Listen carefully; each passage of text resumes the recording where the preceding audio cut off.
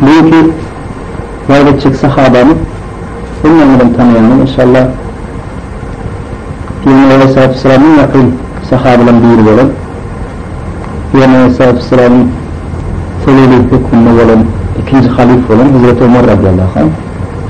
Hazreti Ömer hakikaten bütün sahabelerin arasında ayetin bir yerine nahitletti. Haliflerin arasında. Ve Ömer radıyallahu anh'ın haliflikleri 12 yıl devam etti. Ve şu 12 yılın içinde 40 vaatları etmeyen başarıttı Hazreti Ömer radıyallahu anh. Hazreti Ömer İslam'ın kıyası işlerde aydığımızda Mekke'de katılıyor örneği misal için başarı işlerini, Mekke'nin başarı işlerinin değiştiği işleri bütünleyin Hazreti Ömer'e yürüdü erken. Hazreti Ömer'e karşı hiç kim Mekke'de karşı çıkılayan adam yok, veya fiziki tarzdan katı bu işler demek. Batır, kaygısız ve bu işler demek. Onun önünde Hazreti Hamza bu işlemleştiriyor demek. Galim Mekke'lerinin nefi şunun doktor erken. Hatta şeyler rivayetleri var. Bunca şeyde Kutlu'nun Hazreti Ömer'in o Mekke'nin başına çıkıp şu tabi diyelerle görüşen rivayetlerle. Çünkü onun güne detaylı bulunmuyor erkenler, Kutlu adamlar, doktor erkenler. İslam dini Mekke'de yaratbaşlarına Hazreti Ömer başta ona karşı yok yere edildi. Misal için bir gırnağı Müslüman bulup da şu gırnağı te evliyadıyança uğrayan eken urukların tamam kırdanının sana yüreğime alak urgayı defettim, ben yağladım şu an için defettim bir ay gereken. Şeyler zalim ve şeyler Müslümanlara karşı bir kimyeti dar insan ekenler. Hatta iki tane sahabe arasında şeyle gururun geçiyor. İki tane Müslümanı arasında şeyle gururun geçiyor. Şu adım istiyoraya ayarına, şu Ömer'in bir vakitler Müslüman bölür mü kadıya öyle? Ömer'in eşeği Müslüman olan yani Müslüman bölme bu cevap verdi. Yani Müslümanların şöyle adımdan şeyle ümidiye öğretmenler, şöyle adımın İslam'ı giyecektirler da, ya da İslam'ı devleyi olacaktirler, hiç ümitleri yok şöyle adımın. Şeyle istiyorlar öğün alt başı, İslam'a karşı öğün alt başı şeyle Beket'in ve İslam'ın düşmanların bunu bunlarına vurmaklarına değil, başka Müslümanları iyi dediklerin de müşri yakınlar. Bugün Hazreti Ömer'in hareketi kaharcan ve hem mürabit kokundan çözme hareketi var yakınlar. Şeyin netliklerini yar eden merkezi Hazreti Muhammed Bey'de menşen öldürecek deyip kılıcın bağını alıp bir yola çıkıptırlar. Şu tarafta buraya bir yığınlarla bir eşittim deyip şu tarafa, şu mehalla taraf, yuraklar yaka. Yolda bir adım sonraya Yürüyorlar Ömer diyenler, menşe Muhammed diyen öldürecek aleyhissalatü vesselam, öldürecek diye. Tabii ki o maskaran diyecek mi diye. O zaman yakatından tutup sen ne diyecek olan, benim maskaramda Müslüman olan mı anı diktarına. Olayca, hani sen ayarla onun Fatma ve onun adamsı Said, ikisi Müslüman belirledik ayya. Onlar o yuraklarla yolunu ütkudup, şöyle taraf yürüye. Hazreti Fatma İbni Hattab, İslam'ın ilk giren ayarlan biri, onun bile Said bin Zeyd'in giripti, bu da bilen cennet bilen Müslüman sahabenin biri. Şöyle ki, Ömer'in gelin mahalına Habbab bin Eret'ten Kur'an dersi alıp oturuyor. Habbab kapıyı kalktı, buraya Ömer geldi deyip, Ömer kapıyı kalktı, buraya Ömer geldi deyip Habbab'ı perdenin arkasına buraya da girmeyeler. Ömer ne için açan vakti kapıyı yerinden çıkıp giyre, care ve ellerine sahifeler veriyor, Kur'an'ın sahifeleri. Yanlış mıdır? Taha suresi ya da Hamim suresi olmalı. Yani Kur'an'ın hemen bir görkünün rahat diye olarak vermeyecek böyle hemen onun dinine girdin mi deyip ayarlayın gıffanına ayarlayanın çıdaman hoğun için dinine girdin nimetten eda edip yüzüne cevap veriyor. Sonra Ömer radıyallahu anh şunu yüzüne oraya yumruklaya yüzü bir kanun oluyor da. Şimdi ne için bir insanın bir Allah yolunun beğenmeyip ayarlayan ayıya sonra Ömer'in kalbine bir vakit ütkuya ve Ömer diye bağışla bana da ver şu sahipler bana bu kakkurayım diyelim. Sonra Fatma ayıya ben senin iğinler atladan Müslüman bir adının iğinler atlarak geliyor ve şu sureler o kanına hakikatinin teatirleniyor ve Allah subhanahu wa ta'ala şu yolda onun kalbine hidayet veriyor. Ve Ömer radıyallahu anh İslam dini kabul ediyor. Bu ne olduğu bir vaatler eken, bu dini yemin için ne etmem diyorlar, onu kelimesini çevirttiriyorlar, onun aleyhissalatü vesselam'ı görecek deyip talep edip başlıyor. Şunlarla kelimeni açacak deyip başlıyor. Bu kadar durum Habbab bin Ere'den perden arkasından çıkıp Allah'a şükürler olsun. Men din Resulullah Aleyhisselam'ın şeyle bile verilmiştim diye. Ya Allah Teala bizim dinimizin iki Ömer'den birinin bu işlemleri bile verdiler. İki Ömer diyeni biri Ebu Cehil, onu madı Ömer'e kendine asıl adı. Biri Ömer bin Hattab. Allah Teala sana hidayetini nasip etti. Allah Subhanahu ve Teala Peygamber Aleyhisselatü Vesselam'ın dileğine cevap verdi. Şu dileğin senin oldun deyip boşlaya onu. Ve bile Resul-i Ekrem'in yanına gidiyorlar. Sahabeler Ömer geliyor deyteler katı kuvvet ilerliyorlar. Ve hiç kim kapıyı açabilmiyor Ömer'e. Hamza aydiya onunla kapıyı açın deyip denizin altı önünden çıkıyor. Öyle de Peygamber Aleyhisselam bira edecek oldum yine ölüyüm aydılıyor. Yani Ömer radıyallahu girip bu Resulullah Aleyhisselatü Vesselam'ın yanına varıp Şöyle la ilahe illallah ve şöyle Muhammeden abduhu ve rasulü deyip İslam dinini kabul ediyor. Yani şöyle yarat İslam dinini kabul etmeyi şöyle yarat bulup geçin. İslam'a giren tüm Müslümanlar hakikaten güç kuvvet takları. Hatta ön kıyalat Müslümanlara ilgit görmüyorlar. Arkan müşriklerin aratını girip davet ediliyorlar Ömer'in arkasıyla.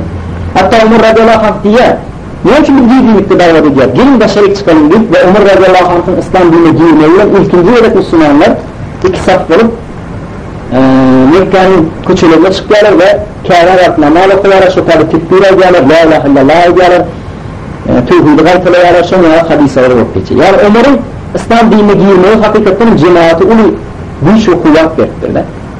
Yani Ömer'in iman ölçeği başkadır. Ömer radıyallahu anh Müslümanın ilgit görüyanken ve iyi fikirle verirken ne için bana ilgitlerini aklar? Yani Müslüman değil mi kan bir şüphe düşüyor yani. Şunun için bir gün gidip Ebu Cehil'in evine var ya. Kapısını kalkıp Ebu Cehil'in önünden çıkıyor. Hoş geldin ya Ömer diyenine. Şehadü la ilahe illallah ve şehadü Muhammed abduhu ve rasulü deyip aydiyen. Şimdi Ebu Cehil getiren havarının evine de lanet olsun. Bari yok onun evinden onu kovuyor. Şimdi müşriklarda harm etirip koyun bir günün kârâ varıp şu tabi umur müşriklerin cemminin yerine varıp şu tabi tevhid tövmeye diye. Sizin mutluluğu bildirerek Allah'ın başka ilahı yoktur deyip aydiyen. Ve hem müşrik koşan üstüne hücum ediyorlar. Ve te gün batyanca Ömer radıyallahu anh şolarından yumruklaşıyor ve neticede yağdap yere oturuyordan şey diye olarak. Eğer de bizim tanrımız 3 yıl adam bolsa değil, ya biz sizin bendiğinizi ederdik, ya siz bizim bendiğinizi ederdiniz deyip aydiyada. Eğer de bizim tanrımız 3 yıl olsa da biz sizi yenerdik deyip aydiya. Yani şöyle iman ölçeği var Ömer radıyallahu anh. İmminden ergiyet gördüm, imminden uğruldum, demek mille de iman var deyip arkanı ileri aydıktır da şundan sonra. Hakikaten Müslümanlar imanın ölçeği şudur. Müslüman ne çıkıp Allah'a yerine ergiyet görse şunun için imanın bektirine şartlar. Ömer radıyallahu anh şuna dine girenden düşünüptür, şunun için şunun yazı hareketleri bittir. Ömer radıyallahu anh Mekke'de Peygamber Aleyhisselam'ın bütün çeken kılıcılıklarını o da çekiptir. Asır'a da mahrumattır, evyedim çekiptir, hile neler bolttur. Ahirin Resulullah Aleyhisselam Müslümanlara Medine'ye hicret etme ruhsatı veriyor. Ömer radıyallahu anh evine gönül yetersen ol birlik sahabeler ya giyginlikte garankıda gitmeyenler Medine'ye. 7 yıllık kârandaşından ayrılıp ondan sonra önce müşrikleri izleniptir. Ne hicret ediyen kimden takılacak olsa evine gönül yetersen taklarım görsün gittir. Ve arka Mekke'den ve maşgalalarını, iç ağalarını dağıttan alıp mamlukunu alıp arka Mekke'den terk edip gittir. Ve hiç kimse ona İbn-i Koğlab, Qarab yani bırdat edilmeyenler sebebi hakikaten Ömer radıyallahu anh'ın şunlarak bir gücü ve hayatı barken Mekke'den arasında. Medine'de de o Peygamber Aleyhisselatü Vesselam'ın çepeli oluyor. Fakat Ebu Bekir olsa çepinliğin işi Ömer hem işlerde infak olsun, nafsakat olsun, ilim olsun, hem işlerde Resulullah Aleyhisselatü Vesselam'ın yanına, Resulullah Aleyhisselam'ın her yıl fitnelerden koruyan, her yıl hukuklardan koruyan bir sahabi yoktur. Medine'de şuna ulu hizmetleri yoktur. Bununla onun Allah Teala'nın yanında da mertebesi Bedir Savaşı'nda belli vakti. Bedir Savaşı'nda Müslümanlar yenişlerden yerler ve 70 tane müşriği yetirir alırlar. Şimdi bu müşrikler ne belli koruyor Resulullah Aleyhisselam? İlkinin havali Ebu Bekir ile mahtaratlaşıyor. Ebu Bekir radıyallahu anh diye bunları diye tatıp yerine pul alıp boyuverelim deyip aydiya. Ömer radıyallahu anh'a soranı Ömer radıyallahu anh'a aydiya her kim Müslüman arasında her kimin kardeşi var olsa o kardeşini öldürsün diye. Bunlar boyuvermeli, ümmetin öldürelim deyip aydiya. Şimdi Resulullah Aleyhisselatü Vesselam Ebu Bekir'in diyenini evine, Resulullah Ekrem'in tevhiyeti mülayimi şu adam olsan Ebu Bekir'in diyenini kabul ediyor. Ama ayet geliyor, sonra gelen ayet Ömer'in doğurduğuna diyor Allah Teala. Yani diyor bu peygamberi yesir almaklık gelişmez diye aydı yani. Ve sonra Ömer radıyallahu anh'ın mertebeti Allah Teala'ya yakın oluşu hatice çıktı. Hatta Resulullah aleyhissalatü vesselam şeyli hadisi var. Eğer de bundan sonra peygamber gelmeli olsa değil, o şüphesiz Ömer olarız diye aydı.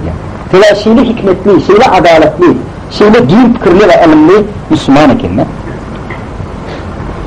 İnfak yarışında hiç Ömer radıyallahu anh sahabelerle yarışır ekeni bazı sırattan Allah'a yolunda infak edip o vardı giden rivayetler var hiç neresine uyman gerek olanına manın yardım getirip infak edip bilen vardı rivayetler var. Ömer radıyallahu anh yankı aydışımı diyalak hiyateti kaydusuz ve mesela köktün çözümü bir hiyateti ilekenler. Misal için şimdi rivayetler var Medine'nin bağlarına Resulullah Aleyhisselam mağarada gıybet yaratıkların ya da şunu ayıplayan, şığır okuakların adam görse bu bağların ortasını öldürüyen ekenler. Hiç hili amanlığı ekenler. Çünkü Ömer'i görseler münafıklarım, Yahudilerim Ömer'i görseler dargamak bilen mevlayan ekenlerden. Hatta şeyle bir hadis var. Şeytanım Ömer'in yarak geliyenliğini görse diye başka koçadan ayrılıp geçer diye de. Şeyle halveti var eken ve şeyle kafirler onların korkuyan eken, esasen münafıkların korkusu ekenler. Misal için bir gerekli bir münafık Resulullah Aleyhisselatü Vesselam'a bir mesele bilen geliyor. Resulullah Aleyhisselatü Vesselam'ın soruna cevap verir, şu şeyle uğradık baydı. Onunla da şunun hayırlı olmayan Ebu Bakır'ın yanına gidiyor. Ya Ebu Bakır, şuna mesele var oğlum, kim ne yer karayım? O da Resul ne yer karaya diyor. Resul şey dedi diyor, Resul diyor sen yengilem neymişsin, bana ne yapışık soru yani diyor. Onunla bir zaman Ömer'in yanına gidiyor. Ya Ömer, şuna mesele var, kim ne yer karayım diyor. Ömer'e var diyor, Resulullah mı dedi diyor. Resulullah Aleyhisselam şey dedi diyor. Ebu Bakır'la mı dedi diyor. Ebu Bakır'ım şey dedi diyor. Ama karışadım ben sana cevabımı getiriyor, bir ürünü veriyor. O da kapıda karışıktı, ürünün kılıcına çıklardan görüşüm kelbetini çaktı. Ne kadar ben cevabım? Allah ve Resulü hem de Ebu Bakır yarat sahabla sana aydınlığı son gelip birinin nasıl sorunan ne deyip onun kelbetini çaktı yaşatardı. Yani hiç o ümük koşup duruyor yani kendine o meselelerde. Gereklerine hiç bir misal için İslam tarihinin okamızda Kutbinç Ömer radıyallahu anh ya Resulallah ruhsat ver şu münafığı öldüreyim. Ya Resulallah ruhsat ver şu münafığı. Kutbinç Abdullah İbni Ubey'i öldürecek koltuklarını. Bir de piyaner sağ şunu taklardı yani kendine. Onlar karış büyütme fitne çıkar. Büyütmeler. Bir de şana boyunur yani kendine. Yoksa o dar münafıkları kılıçtan geçirmek taraftarı kendine. O fiyateti şunlarla kendine. Yani münafıkları öldürüyen eken, münafıkların düşmanı eken, ilman münafıklıkların uygun katı bir kork yani kendine. Misal ki şeyde sözleri var. Benim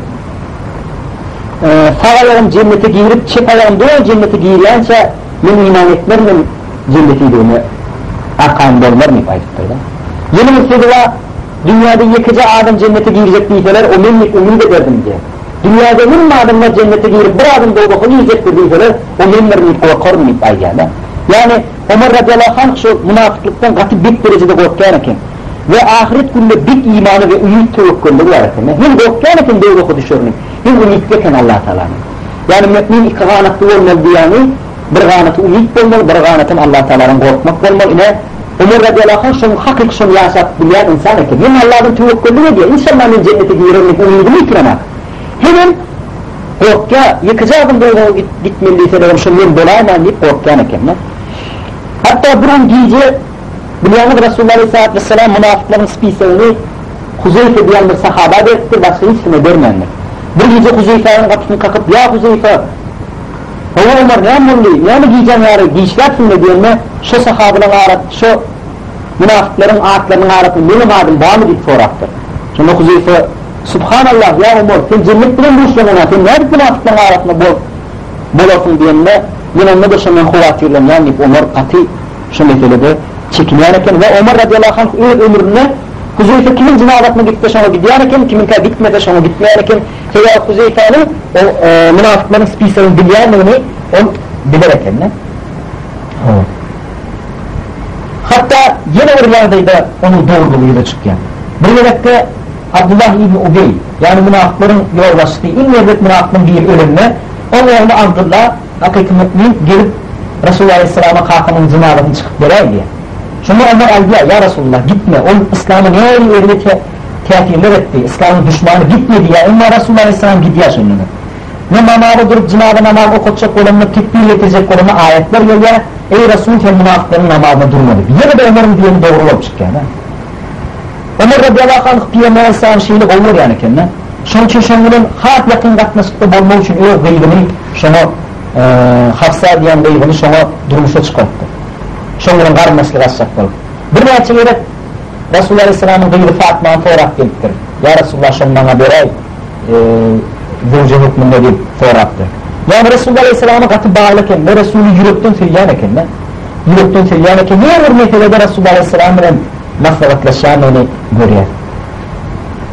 Kere Ömer radiyallahu anh cemaat ve emir sistematında en gün düşünün sahabelerden biri kendine.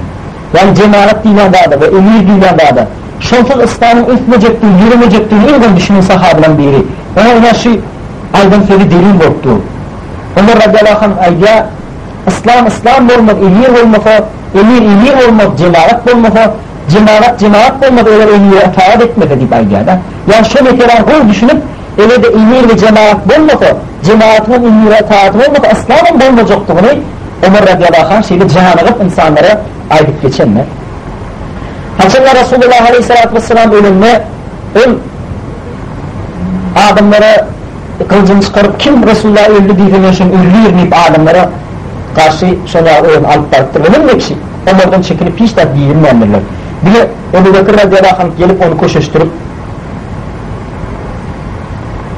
şunu düşündürülüktür. Onun ilk kaşık zuhtu ve takvalığı varken, onun giyecelerce teveccüd günüm geçiriyorken, onun hakikaten Allah Teala'dan katı korktuğum insanın biriyken. Ebu Bekir halif olanla onu kolluğu korktur. Hem de meselede onu kullan edip yani Ebu Bekir radiyallahu anh bir neçe meselenin amel asırı bildiğin olsa ondan Ömer radiyallahu anh'ın fayetinde bulunur Müslümanlar. Ve Ebu Bekir radiyallahu anh ölecek bunun mahalına Ömer radiyallahu anh'ı halifliğe belleyen, naftaga belleyen şunu nehiyor ediyor yani Ömer belleyen deyip ayda sahabelara. Şimdi sahabeler geliyor ya Ebu Bekir kim bakan Ömer dedi gülümüne koyana, kâya, katı bir tutuyor kim ne olmadan ne edersin deyip aydalarda. Şimdi Ebu Bekir radiyallahu anh ayda o müminler filliye Ömer tanan var. Ömer affetini başında şunu yarak hayvatlıdır diye. Onun en ruhu vardır. Allah Teala'ya itaatler, tillivati vardır. O katı yumuşak ve Müslümanların merhametli bir Müslümanlar deyip onlara netiver ediyor. Ve Ebu Bekir'in vefetine umut Müslümanlar Ömer radiyallahu anh'ın halif söyleyelim. Ömer radiyallahu anh'ın halif bulmağının İslam tarihinde adalet doğru bir doğru başlıyor. Yani Ömer radiyallahu anh'ın en esas siyaseti adalet eken. Ve Mekke, Medine, bütün İslam yurtları adalet bile yürürlük başlıyor. Hatta ona şu sebepten Ömer Faruk deyip ağıttaklarlar yani birbirinin yanlısı ayrılayan hayasetteki Ömer deyilen lakandakılıyor ve Ömer radiyallahu anh'ın adımlarıyla tarife geçiyor. Bu arada bir neçe rivayetler var.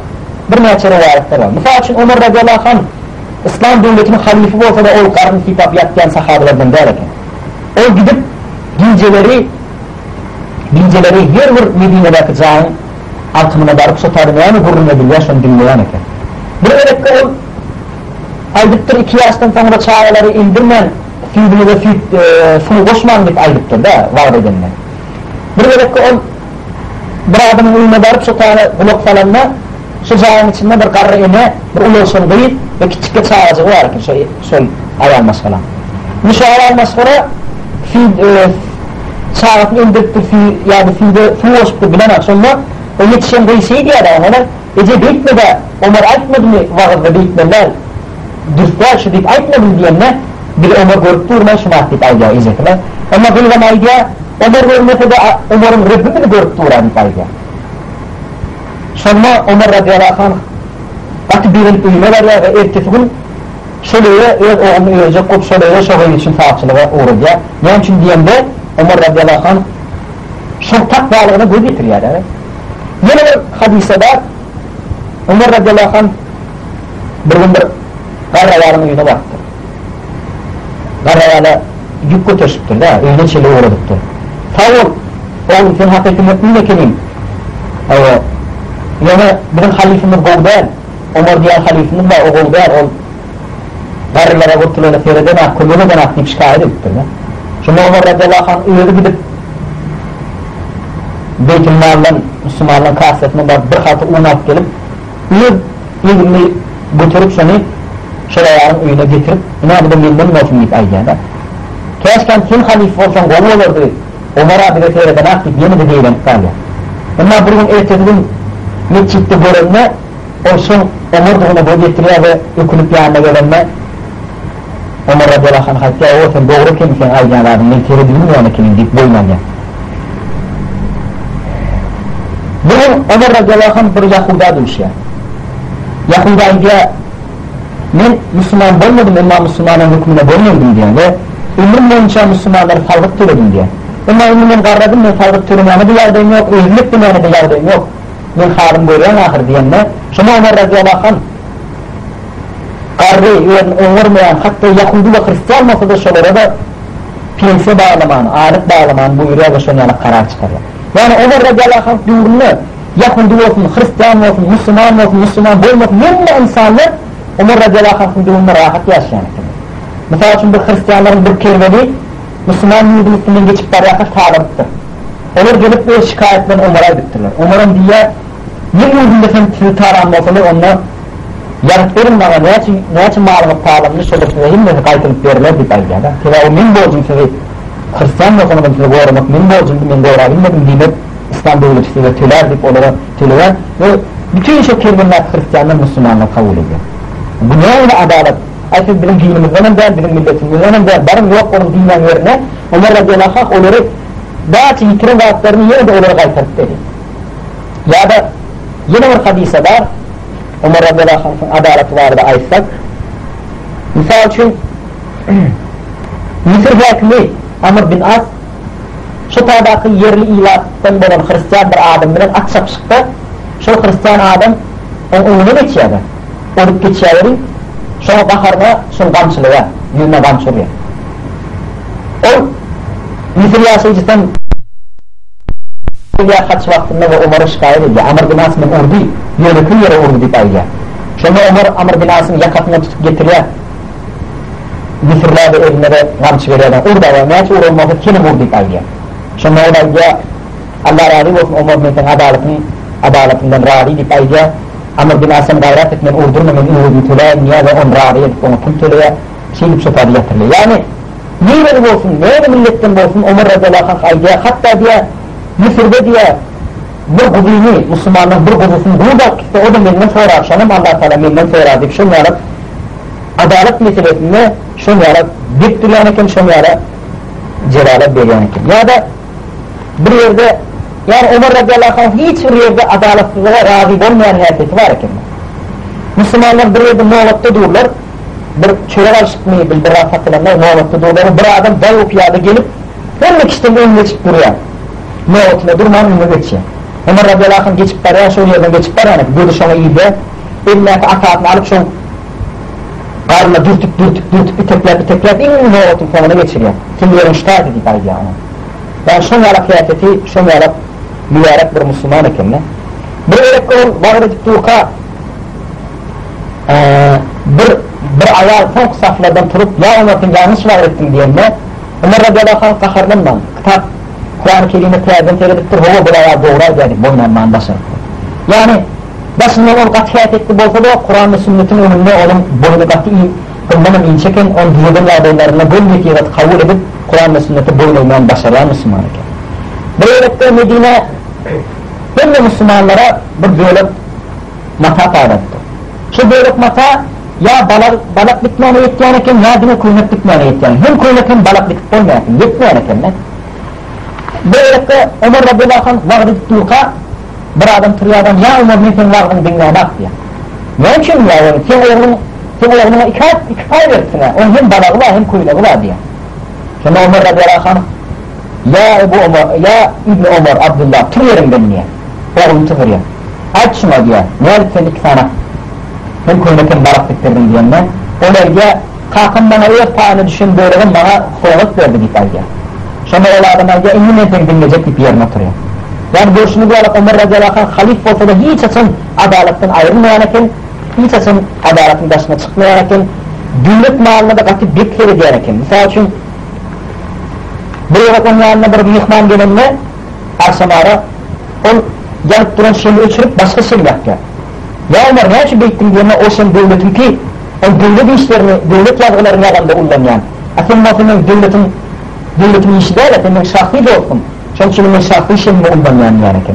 Ben şöyle alıp olduk meselelerim Ömer radıyallahu anh bir ünlüyken o da onun takvalığını gösteriyor. Ömer radıyallahu anh hakikaten böyle doğruna İslam'ın içinde köp tiyade giyirmeler, düzgünnameler düdüktür. Ömer radıyallahu anh doğruna Müslüman başın tertiplenmiştir. Yüzlere, onlara, onbaşılara, yüzbaşılara bölünmüştür, tertiplenmiştir. Ömer radıyallahu anh doğruna Müslümanlar köp yüzler batvalar ekenler ama Müslümanlar olcu Müslümanları değiştiler. Ama Müslümanlar ekrançılıktan ya da bağlançılıktan baş çıkmıyor eken Arap'tan. Şuna Ömer aydıktır. Bu topraklarda ülkü yaşayıcılar işletin yönü kargıt devletinlerdik. Şuna sisteme göredir. Yine şuna bir neçe hayır işler ediptir. Mesela için sahabeler başka yurtlara hücum edip çotadaki güzel ayarları bile öldürmüyor eken. Ya Rimler ayarları, ya İran'ın ayarları o demek mi? Şunu qadağan edip Arap ayarlarıyla kim öğrenecek, Müslüman ayarlar kim alacak deyip sonra batı bir çare koyup Müslümanları şov ağırınçılıklarını saklattır. Yani kut meselede Ömer radıyallahu anh katı büktür yani kut zatı düzgünleştirdi. Namazdan sonra 30 kere tesbih etmani şoğun dedi Ömer'in giyirgenmemeleri, umumi şevaatleri giyiriptir Ömer radıyallahu anh. Oğullu kirveleşi. Bilenler Abdullah İbni Ömer, yani Ömer radıyallahu anh oğlu. Ömer'in devrine şura sistemati getiriliptir. Mübareken şurada. 6 tane büyük sahaba şu şurada yer alırken o İslam devletinin en yukarısındaki sisteme kendiler. Şu taraf Abdullah İbni Ömer'in katlaşıyor. Hatta o sahabe de sahaban oğlu. Yine ne yapıyor katlaşıyor şu taraf. Teya o oğulları gerek koyarken Abdullah İbni Ömer'in kıyalık alımı hiç kimde yok kendine. Sahabeler bakşondan sonra yani kendine. Şimdi büyük ömrü var iken Abdullah İbni Ömer'in. Yine Ömer radıyallahu anh vardı ayettik. Ömer himme daha görüleyen, himme ünlü görücü bir halife. Mesela şu halif bin Velid etmedik Allah bir bağlamak, halife bir bağlak başlar. Sonra ya da bir toğuşta yetiren bir tane Hristiyanlı kılıcının Ömer radıyallahu anh halifin neçe sevap kazananlığın, neçe İslam'a gulgattır edemliğine karamadın sen bir taklarını deyip ayırıyor. Sen bölmeye sana, eliyorduk sana bölmeye sen terk edilipten ayırayan deyip onu yine ki eskeretip koyuyor. Yani Ömer radıyallahu anh şu da bir duyulayan sahabeten. Hatta akıllı ve hikmetli sahabeten. Bir öyle oturan yerine buyurup oturan adam derken bir sahaban yardımıyla ayretin gıdıklamaya ekin. Haydi sahaba kusuruyor. Haydi sahaban haydi tarafı itikatlar ya. Haydi takvalık peteliyor. Haydi yakınlık itkoya. Şöyle yaptığın hemmetini bekleri diyaneken ya ümmetin halife ya başka da etmeyen adam Badra diyenler bir neysin kalacak böyle şunu yatırmam için çıkart geldim deyip işliyor. Yani hayvatlı ve izzetletin. Ve şunun doğrunda hiç hili fitneler rahatlarım görünmemdir. Yani kaydı şimdi öğrenmeye ki bir boku da Kur'an ve sünnetin uyumları hükman beyzin kılmanın çekinler. Mesela için birinin Medine'de 7 tane Muhammed adlı adam var iken himmetini çağırdık bayağı bir adımızı itkudum gitti. Ne için diyorlarına birinin adını tutup birinin feyyanı vallahi dedi yani. Yine Resulullah Aleyhisselam'ın adına biriktirmeni istemiyorum. Adımızı itkudum gitti buyuruyor. Şimdi öyle adlarını itkuduyorlar bir ayıca ya Ömer bu adımına Muhammed Aleyhisselam'ın hutluğu baktı deyip aydınlar onu alaklarda böyle deyip ayıca.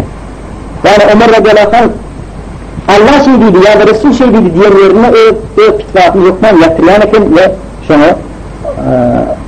taat ve diyaneken Ömer radıyallahu anh. Ve neticede Allah subhanahu ve teala Ömer radıyallahu anh'a şehitlik verecek. Nereye?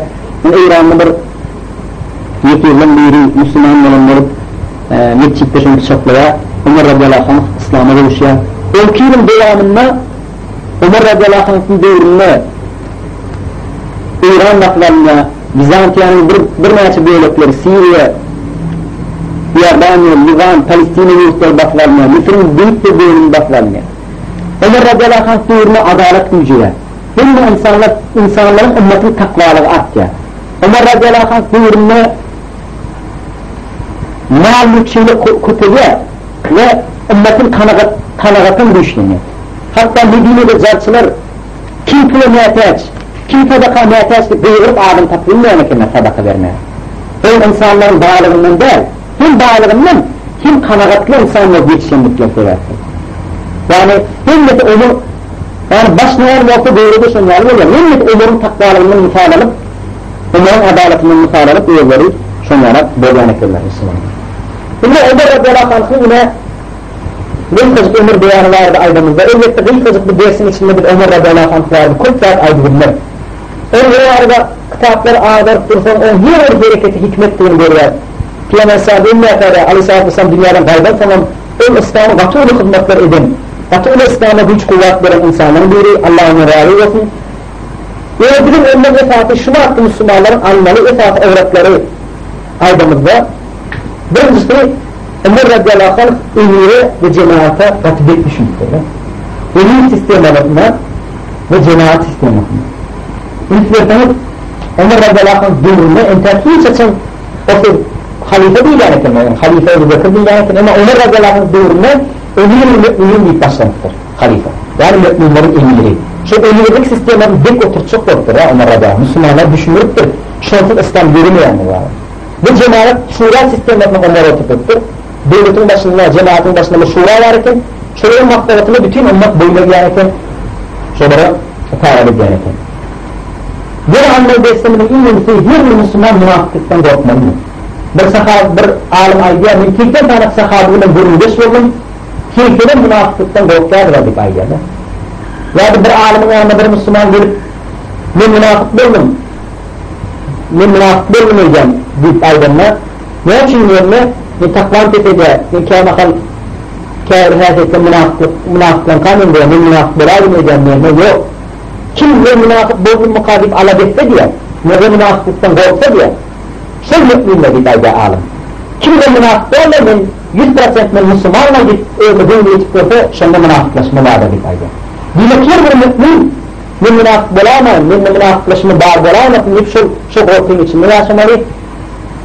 Ömer radıyallahu anh cennet bilen buluşmansa da şu beladan, şu fitneden katı korktuğunu.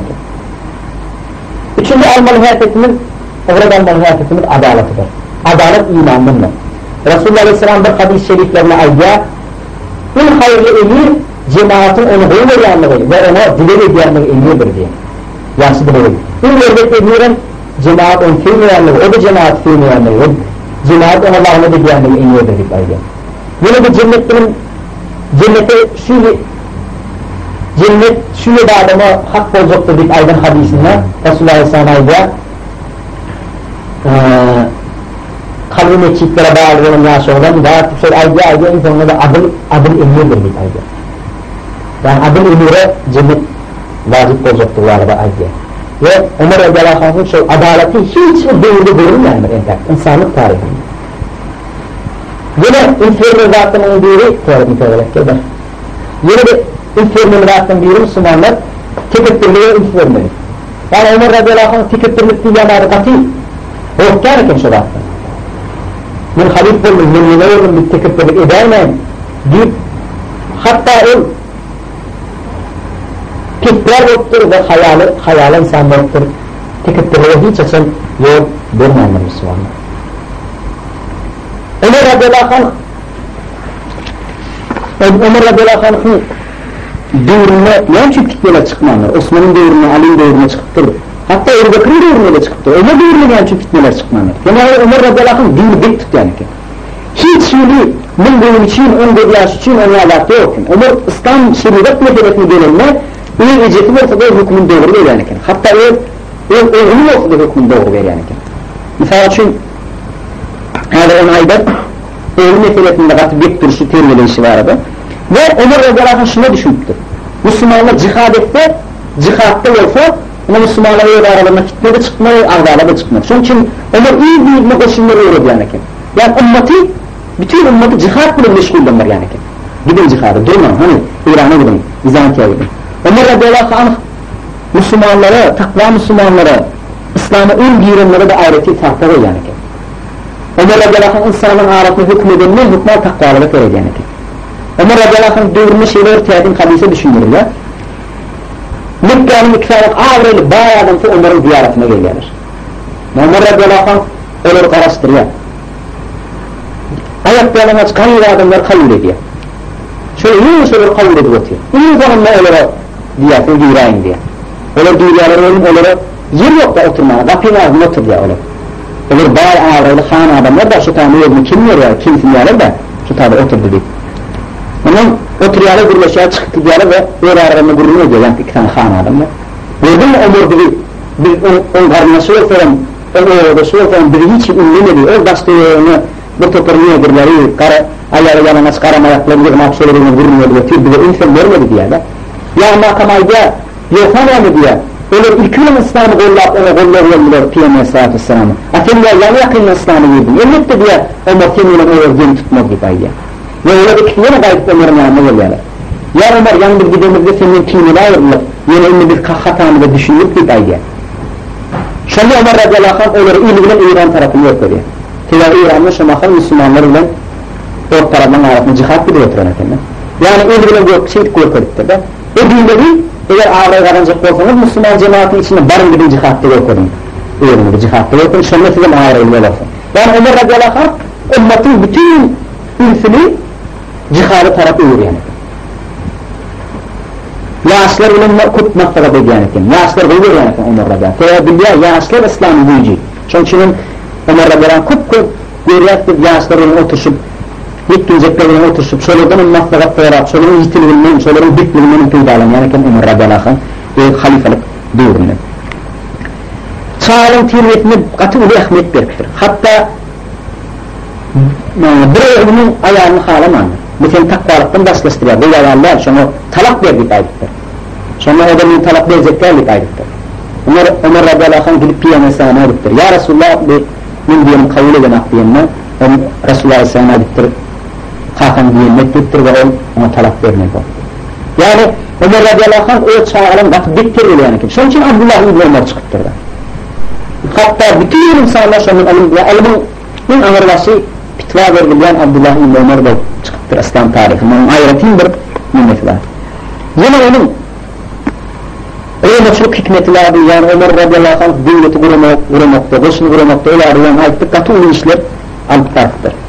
Ömer radıyallahu anh hem işi ölümü yahtlat veren insan eken. Böyle ki cennet bilinmişliğinin sahabeler yaralıp Ömer'in bütün ömrünü İslam'a bahseden, Allah'a bahseden bir Müslüman ve her işi ölümü yahtını çıkarmayan insan eken. Hatta o hakkında bir adam tutuptur, sen bana her işi ölümü yahtırıptır gittirdim. Şu an aylık veriyen eken, bir adam mağaraken yani her işi Ömer ölüm mağdır. Ömer buladıma öldü, senin bir ölüp bilesin. Ömer sen şunu ilan ettin mi? Yürüyün bir iffeti ağırlık alayan eken, yani için Ömer'e ölüm yahtırtın oldu. Ama Ömer radıyallahu anh şu ölüm yahtını çıkaramayın deyip hakkına adım tutuptur. Ve şu meselede de katip ettirir. Buna göre Ömer radıyallahu anh'ın onu yarat insanı her bir tarafı bilmek için öğret bölüktür yani şu tarafları esasen bilmek için katı ile öğret. İnşallah bizim aramızda Ömer yarak sahabeler görerdik ümidimiz var. Yine şu Ömer yarak sahabeler, Ömer yarak şahsiyetler sayesinde İslam'ın ayakta bir şey görmektedirler. Sayarlar Müslümanlar Ömer radıyallahu anh'larına. Düşünmediklerimiz sayarlar. Başka istemeye ayetlerine koşacaklarını bulursa. İnşallah bile gidelim.